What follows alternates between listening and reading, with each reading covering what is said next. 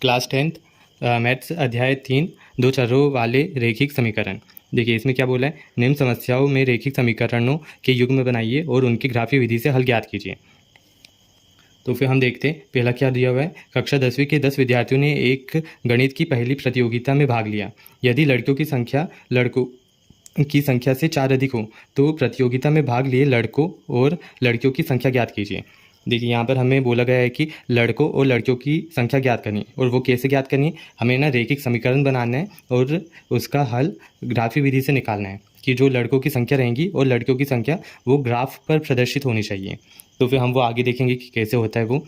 पहले हम ये समझ लेते हैं कि हम लड़के और लड़कियों की संख्या कैसे निकालेंगे, कि कितने कुछ भी हो सकते भाई, 2 लड़के हो सकते और 8 लड़कियां हो सकती है। तो फिर हम एकदम एग्जैक्ट वैल्यू कैसे निकालेंगे। यहाँ पर हमें हिंट दिया हुआ है कि लड़कियों की जो संख्या है वो लड़कों की संख्या से 4 अधिक है। अब ज़रा आपसे मैं एक बात पूछता हूँ कि हम मतलब कैसे पता लगाते हैं कि लड़कियों की संख्या मतलब कोई भी चीज़ ले लीजिए कि वो ज़्यादा है। मतलब मान लीजिए कि हमारे पास 7 आम हैं और 3 लड़के हैं, मतलब 3 बच्चे हैं।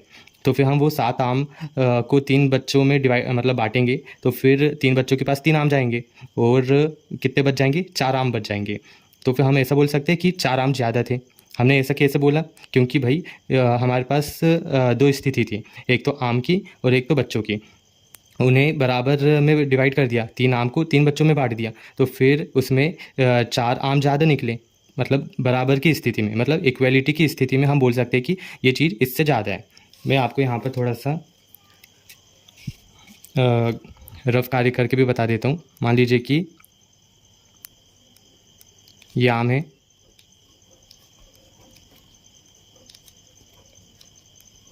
ठीक है, और ये बच्चे हैं, ठीक है। देखिए यहाँ पर हम एक एक काम इन बच्चों को देंगे, ये इसे दे दिया, इसे दे दिया और इसे दे दिया। ओके, तो फिर कितने बच गए, यहाँ पर 4 बच गए। मतलब यहाँ पर तो बराबर बांट दिए ना। तो फिर अपन ऐसा बोल सकते हैं कि 4 आम ज़्यादा निकले, है ना।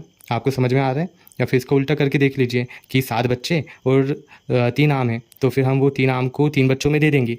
लेकिन आप किसी को अगर बोलोगे, मतलब आपके टीचर ने 3 बच्चों को 3 आम दिए और 4 आम एक्स्ट्रा निकल गए, तो फिर आप अपने टीचर को ऐसा बोलोगे ना कि सर 4 आम ज़्यादा थे।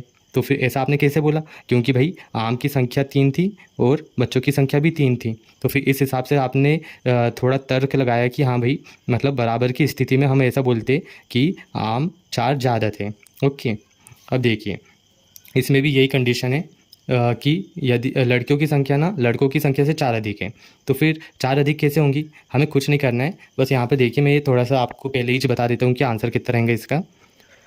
मान लीजिए देखिए 10 विद्यार्थी बोला था उन्होंने। ओके, 10 विद्यार्थी, मैं 10 स्टूडेंट कर लेता हूँ। ओके, ये स्टूडेंट है, 10 विद्यार्थी है, मतलब टोटल लड़का और लड़की तो 10 है। ओके, तो फिर यहाँ पर क्या होगा, 3 लड़के होंगे, ओके, और 7 लड़कियाँ होंगी। अब मैंने ऐसा क्यों लिखा, क्योंकि देखिए ये 7 को हम 2 भागों में तोड़ते, 3 धन 4 की स्थिति में, तो फिर देखिए ये इक्वलिटी आ गई। 3 लड़के 3 लड़कियाँ और 4 ज़्यादा लड़कियाँ। इन तीनों को जोड़ेंगे तो कितना आएगा, 3 3 6 और ये 4 7, मतलब सॉरी 10। तो फिर ये 10 विद्यार्थी भी हो गए और 4 लड़के ज़्यादा भी हो गई। आगे आपको समझ में। अब हम ग्राफीय विधि से देखेंगे और रैखिक समीकरण बना के देखेंगे कि ये कैसे हम इसका हल निकालते हैं। ओके, तो फिर यहाँ पे देखिए अब हल। सबसे पहले हमें क्या करना है, मानना है। क्या मानना है, माना लड़कियों की संख्या कितनी है, लड़कियों की संख्या है x। ओके, ऐसा मान लिया, और लड़कों की संख्या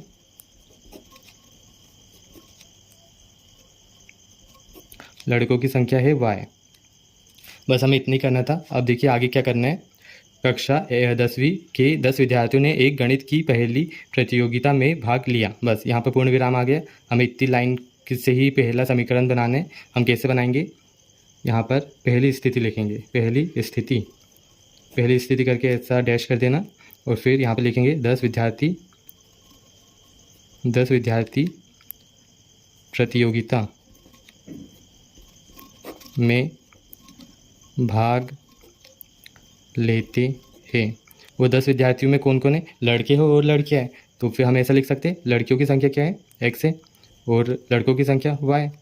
बराबर से कितना लिख सकते हैं हम 10, क्योंकि लड़के और लड़कियां मिलके कितने हो रहे हैं 10 विद्यार्थी हो रहे हैं ना, इसे समीकरण 1 दे दीजिए। अब हम दूसरी स्थिति देखते हैं। दूसरी स्थिति क्या आएंगी, आगे प्रश्न को देखते हैं हम कि यदि लड़कियों की संख्या लड़कों की संख्या से 4 अधिक है। देखिए यहाँ पर हम इसे भी समीकरण के रूप में कैसे लिखेंगे, क्या बोला था उन्होंने कि लड़कियों की संख्या, देखिए यहाँ पर लड़कियों की संख्या यानी x, ओके, लड़कों की संख्या यानी y, लड़कों की संख्या से 4 अधिक है, यह हमारा दूसरा समीकरण भी बन गया। आपको यहाँ पर अगर कन्फ्यूज़न हो रहा हो कि मैंने 4 अधिक मतलब ये लड़कों की तरफ क्यों जोड़ा, देखिए बात ऐसी है कि लड़कियों की संख्या निकालनी, लड़कियों की संख्या अधिक है ना, तो फिर ये वैल्यू है, मतलब ये x क्या है, लड़कियों की संख्या है, और ये लड़कियों की संख्या की वैल्यू है। मतलब संख्या यहाँ पर आएंगी जब हम y की वैल्यू रखेंगे, कोई संख्या रखेंगे, जैसे कि हम 3 रखेंगे, क्योंकि लड़कों की संख्या कितनी है 3, हम 3 रखेंगे, धन करेंगे 4, तो फिर 7 आएंगी, मतलब लड़कियों की संख्या, ये x क्या है, लड़कियों की संख्या, और यहाँ पर उसकी वैल्यू आएंगी 7। अब समझ में आया? नहीं तो इसको उल्टा करके देखिए कि 4 को अगर मैं इधर लिख देता और फिर y की वैल्यू निकालता, तो फिर ये उल्टा हो जाता, ये इधर माइनस में आता और फिर ये -1 आ जाता। -1 है कि लड़कियों की संख्या नहीं है ना, तो फिर से समीकरण 2 दे दीजिए। अब हमें क्या करना है, हमें समीकरण 1 से समीकरण 1 क्या दिया हुआ है अपन को, समीकरण 1 है x + y = 10। बस हमें अब ज़्यादा कुछ नहीं करना है, यहाँ पर एक डब्बा बना लीजिए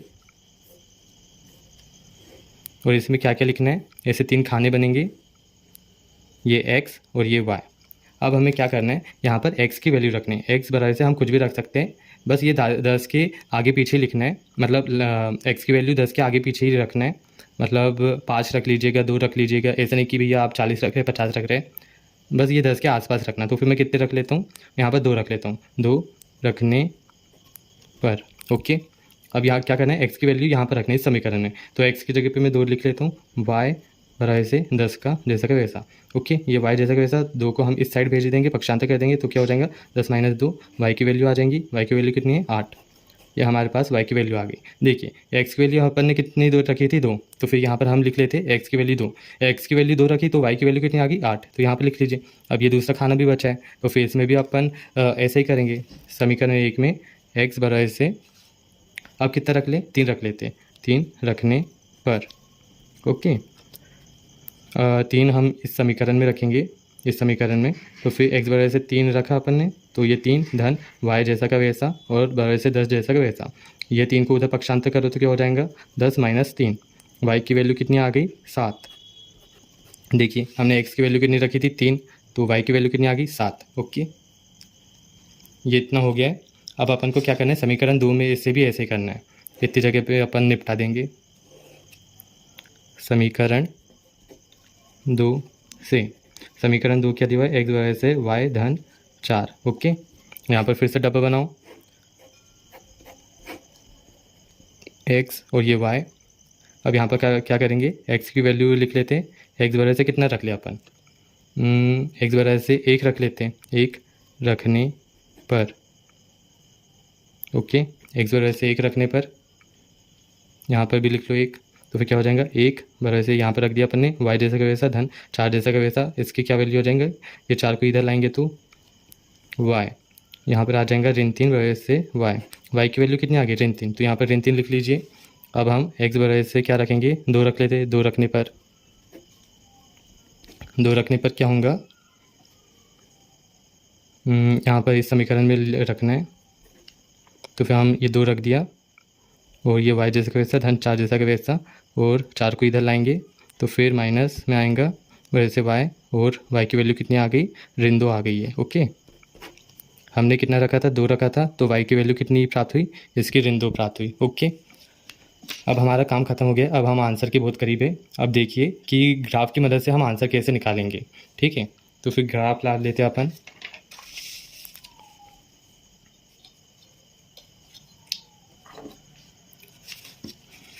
देखिए यहाँ पर हमें ना ये सब वैल्यू ना इस ग्राफ में रखनी है,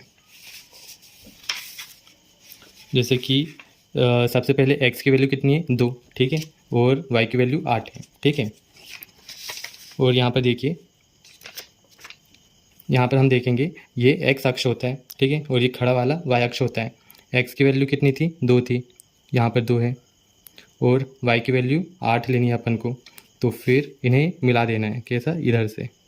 कहाँ पर मिलता है, इस बिंदु पे मिलेगा ये, है ना, इस प्रकार से। ऐसा करना पड़ेगा आप लोगों को, और इसे पी नाम दे देना। और ये कौन कौन से बिंदु है, 2 और 8, ठीक है। अब दूसरा खंड देखते हैं अपन। फिर x की वैल्यू 3 रखना है और y की वैल्यू 7 देखना है, ठीक है। यहाँ पे देखिए x की वैल्यू कितनी है, 3, और y की वैल्यू 7 थी। तो फिर इन्हें फिर से मिलाते हैं अपन।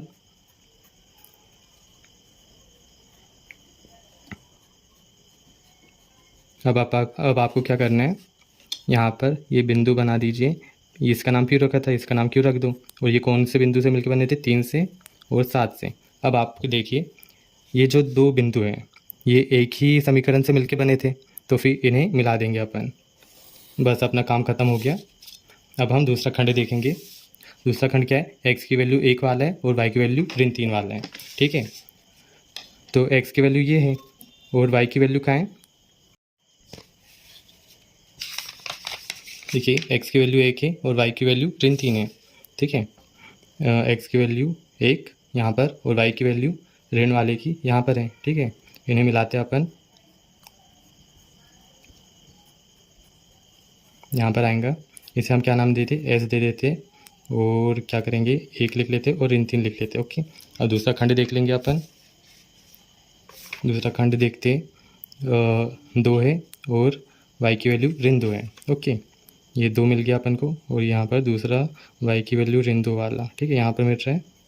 अब अपन को क्या करना है, इसका नाम रख लेते हैं R2 और ऋण 2, ओके। अब इन दोनों को मिला लीजिए।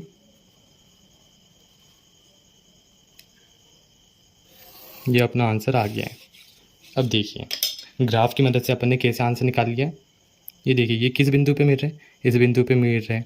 अब ज़रा आप एक चीज़ देखिए, हमने यहाँ पर लड़कियों की संख्या क्या मानी थी, x। तो फिर हम x अक्ष में देखेंगे कि x अक्ष पर वो बिंदु कहाँ पर मिल रहा है। ये देखिए x अक्ष याद है, ठीक है। तो फिर ये x अक्ष पर ये 7 पे मिल रहा है, मतलब अपन क्या बोल सकते हैं कि लड़कियों की संख्या 7 है, ठीक है। अपन ये तीसरी जगह में लिख लेंगे, ठीक है। यहाँ पर लड़कियों की संख्या, लड़कियों की संख्या x बराबर से कितनी होंगी, 7 होंगी। और यहाँ पर लड़कों की भी संख्या लिख लेंगे, लड़कों की संख्या। लड़कों की संख्या को अपन ने क्या माना था, y माना था ना। y देखिए y अक्ष में वो बिंदु कहाँ पर मिल रहा है, ये देखिए ये y अक्ष, ये y अक्ष। तो फिर ये यहाँ पर 3 पे मिल रहा है, मतलब लड़कों की संख्या कितनी होंगी, 3 होंगी, ठीक है। अब आपको समझ में आ गया होगा कि ये लड़कों की संख्या 3 है और लड़कियों की संख्या 7 है। टोटल स्टूडेंट कितने थे, 10 थे ना। तो फिर 10 7 और 3 10 भी हो रहा है, और उनने क्या बोला था कि लड़कियों की संख्या 7 ज़्यादा है। तो फिर यहाँ पर देखिए 3 लड़का लड़के हो जाएंगे, और अगर ये 7 में अगर हम 3 के आगे की गिनती गए तो फिर 4 बच रहे हैं ना। देखिए 4 5 6 7, मतलब 4 बच रहे हैं ना।